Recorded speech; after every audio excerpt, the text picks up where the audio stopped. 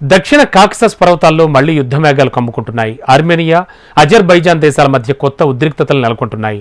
ఇన్నాళ్లు రష్యా మీద ఆధారపడిన ఆర్మేనియా ఇప్పుడు పంథాను మార్చుకుంది. రష్యాను నమ్మే వివాదాస్పద నాగర్నో కరాబాక్ ప్రాంతాన్ని కోల్పోయింది. దీంతో కొత్త స్నేహం కోసం చేసిన ప్రయత్నాలు ఫలించాయి.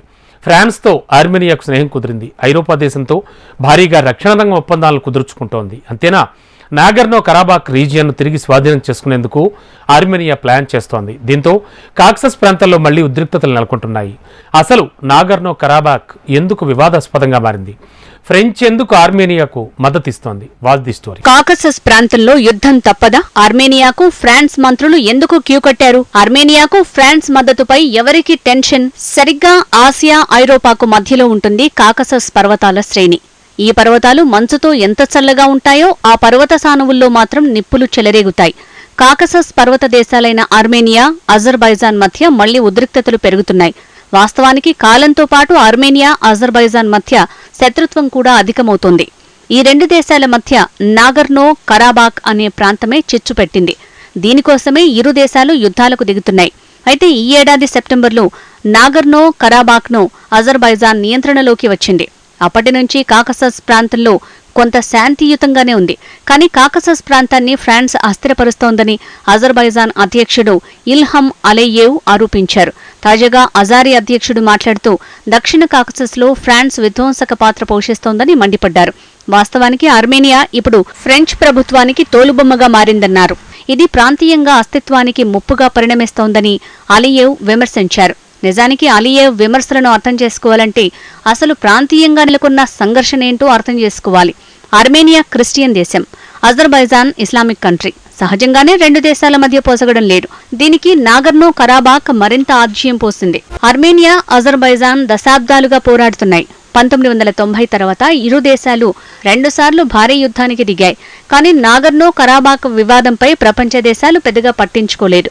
దీనికి కారణం ఈ రెండు దేశాల చరిత్ర, నైసర్గిక స్వరూపాలు.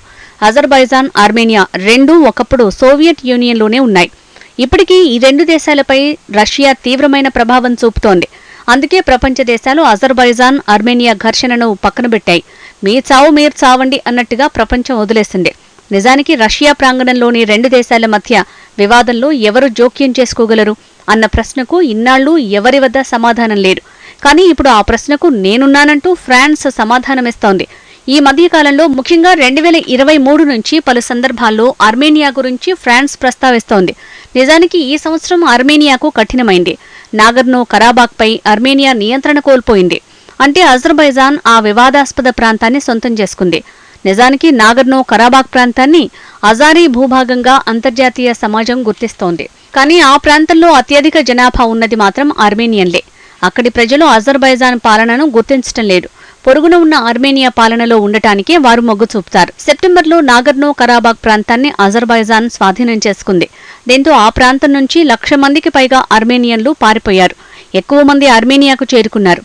అజర్బైజాన్ సైన్యాన్ని అడ్డుకోవటంలో ఆర్మేనియా ప్రధాని నికోల్ పాషిన్యన్ నిస్సహాయంగా ఉన్నారు. నిజానికి ఆర్మేనియాకు రష్యా అండగా ఉండేది.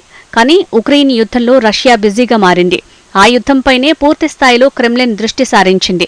దీంతో ఆర్మేనియాను పక్కన పెట్టేసింది. ఇదే అదునుగా సెప్టెంబర్లో అజర్బైజాన్ ఆక్రమణకు దిగింది. దీంతో కాకసస్ ప్రాంతంలో శూన్యం నెలకొంది. దీన్ని పూరించడానికి ఫ్రాన్స్ ఆసక్తి చూపుతోంది. నిజానికి ఉక్రెయిన్ యుద్ధం ప్రారంభమైన తర్వాత ఆర్మేనియా కూడా రష్యాపై ఆధారపడటాన్ని తగ్గించింది. అదే సమయంలో ఉక్రెయిన్ రాజధాని కీవ్ నగరంలో నికోల్ భార్య దర్శనమిచ్చారు. దీంతో రష్యాతో ఆర్మేనియా తెగదెంపులు చేసుకున్నట్టు స్పష్టంగా అర్థమైంది. దీంతో ఫ్రెంచ్ అధ్యక్షుడు ఇమాన్యుయేల్ మాక్రాన్ ఆర్మేనియాకు మద్దతుగా నిలిచారు. కాకసస్ ప్రాంతానికి క్రమం తప్పకుండా తన మంత్రుల్ని పంపుతున్నాడు. వారంతా అంతర్జాతీయ ఫోరంలలో ఆర్మేనియా కోసం లాబియింగ్ చేస్తున్నారు. పెద్ద ఎత్తున నాగర్నో కరాబాక్లోని ఆర్మేనియన్ల కోసం సాయాన్ని తరలిస్తున్నారు. అజర్బైజాన్ నాగర్నో కరాబాక్ ని స్వాధీనం చేసుకున్న అనంతరం జరుగుతున్న పరిణామాలు ఇవి. ఇటీవల ఆర్మేనియా ప్రధానమంత్రి నికోలస్ ఫ్రాన్స్ రాజధాని ప్యారిస్లో పర్యటించారు. అధ్యక్షుడు మాక్రాన్ ఆధ్వర్యంలోని ప్యారిస్ పీస్ ఫోరం శాంతికి పిలుపునిచ్చింది. ఆర్మేనియన్ల కోసం ఫ్రాన్స్ దీర్ఘకాలిక ప్రణాళికల్ని రూపొందిస్తోంది. అయితే అవి శాంతి ప్రణాళికలేనా అంటే చెప్పడం కష్టమే. రక్షణ రంగంలో ఆర్మేనియా సార్వభౌమత్వాన్ని పరిరక్షించడంతో పాటు ప్రజల భద్రతకు సహకరిస్తామని పారిస్ చెప్తోంది. తాము పాటిస్తున్న ప్రత్యేకమైన విలువలే ఫ్రాన్స్, ఆర్మేనియా మధ్య వారధిగా ఉన్నాయని మాక్రాన్ చెప్తున్నారు. రక్షణ రంగానికి చెందిన పలు ఒప్పందాలను ఆర్మేనియాతో ఫ్రాన్స్ కుదుర్చుకుంది.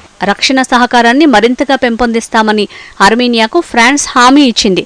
ఈ ఒప్పందంలో భాగంగా ఆర్మేనియా సాయుధ దళాల రక్షణ సామర్థ్యాలను ఫ్రాన్స్ ఆధునీకరించనుంది. సాయుధ దళాలకు బహుళ నైపుణ్యాలపై శిక్షణ ఇవ్వనుంది. దీర్ఘకాలిక రక్షణ, సైనిక శిక్షణ ఒప్పందాలను అక్టోబర్ చివర్లో ప్రకటించారు. అయితే ఈ ఒప్పందాలపై అజర్బైజాన్ ఏమాత్రం సహించడం లేదు. తాజా పరిణామాలు ప్రాంతీయ అస్తిత్వానికి దారితీస్తోందంటూ అజారీ అధ్యక్షుడు అలియేవ్ మండిపడుతున్నారు. ఫ్రాన్స్ వలసవాదాన్ని ఇంకా మర్చిపోలేదని ఘాటుగానే స్పందించారు. వేర్పాటువాద ధోరణులకు, వేర్పాటువాదులకు ఫ్రాన్స్ మద్దతిస్తోందని ఆరోపిస్తున్నారు. కాకసస్ ప్రాంతంలో యుద్ధాలను పారిస్ ప్రేరేపిస్తోందని విమర్శించారు. అసలు ఆర్మేనియా, అజర్బైజాన్ మధ్య ఘర్షణలకు నాగర్నో కరాబాక్ ప్రాంతమే కారణం. ఇది రెండు దేశాల సరిహద్దుల్లో ఉంటోంది. ఈ ప్రాంతాన్ని తమదని అజర్బైజాన్ వాదిస్తోంది. కాదు, అది తమదేనని ఆర్మేనియా వాదిస్తోంది.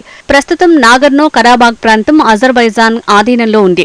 అయితే ఈ రీజియన్లో అత్యధికులు ఆర్మేనియన్లే జీవిస్తున్నారు. 1989 లెక్కల ప్రకారం నాగర్నో కరాబాక్ రీజియన్లో 76.4% మంది ఆర్మేనియన్ ప్రజలే నివసిస్తున్నారు. కేవలం 20% మంది మాత్రమే ముస్లింలున్నారు. అంటే వారంతా అజర్బైజాన్ వాసులు. ఈ రీజియన్లో మొత్తం 1,45,000 మంది ఆర్మేనియన్లున్నారు. ఇటీవల అజర్బైజాన్ ఈ ప్రాంతాన్ని స్వాధీనం చేసుకోవడంతో చాలా మంది ఆర్మేనియన్లు పారిపోయారు. ఇప్పుడు అక్కడ ఎంతమంది ఉన్నారు అన్నది మాత్రం తెలియటం లేదు. నాగర్నో కరాబాక్ రీజియన్పై 1917 నుంచి ఇరు దేశాల మధ్య వివాదం కొనసాగింది. దీనికోసమే రెండు దేశాలు పోరాడుతున్నాయి. ఈ పోరాటం 2020లో యుద్ధానికి దారితీసింది. అప్పటి నుంచి ఇరు దేశాల మధ్య ఉద్రిక్త పరిస్థితులు కొనసాగుతున్నాయి. ఆర్మేనియా ఇప్పటివరకు రష్యా, భారత్ వంటి దేశాల నుంచి ఆయుధాలను కొనుగోలు చేసింది. ఇప్పుడు ఫ్రాన్స్ నుంచి ఆయుధాల కొనుగోలు ఒప్పందాలను ఆర్మేనియా చేసుకుంది. మరోవైపు అజర్బైజాన్కు తుర్కియే మద్దతు ఇస్తోంది. పెద్ద ఎత్తున డ్రోన్లు, ఆయుధాలను సరఫరా చేస్తోంది. ఇప్పుడు ఈ వివాదంలోకి నాటో దేశాలు ఎంట్రీ ఇవ్వటం చర్చనీయాంశంగా మారింది. నాటో కూటమిలో ఫ్రాన్స్, తుర్కియే సభ్యదేశాలుగా ఉన్నాయి. ఆర్మేనియాకు ఫ్రాన్స్, అజర్బైజాన్కు తుర్కియే మద్దతుగా ఎంట్రీ ఇవ్వడంతో ఎలాంటి పరిణామాలు ఎదురవుతాయోనన్న ఆందోళనలు వెల్లువెత్తుతున్నాయి. మళ్లీ అజర్బైజాన్, ఆర్మేనియా మధ్య యుద్ధం నెలకొంటుందా అన్న సందేహాలు వ్యక్తమవుతున్నాయి.